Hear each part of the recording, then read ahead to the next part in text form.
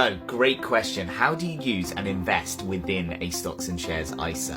Quick disclaimer, of course this isn't financial advice, just showing you how I've done it myself.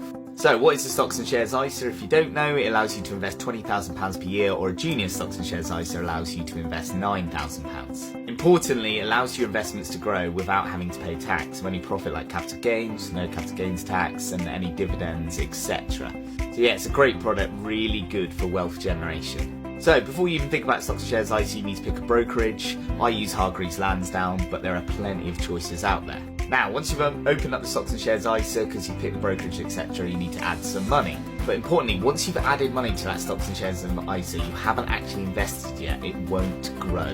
My 2-month-old daughter's junior Stocks and Shares ISA, she's currently, it says here, got £0 available to invest. That's because I've already invested it, of course. So once you've got the money in account, what's really important now is you pick an investment. For me, I've just tried to keep it really simple. I've bought into an international index fund. That's for 2 reasons. I basically don't have to manage it, and it's very, very low cost. Of course, it tracks the global stock market, so I don't have to worry too much about it.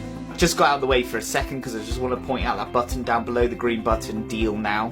So then once you click that Deal Now button and you've invested the money, you're good to go. Fingers crossed, of course, over a long time you keep investing and it builds a nice little nest egg. So yeah, I hope that helps. Let me know if you have any more questions in the comments.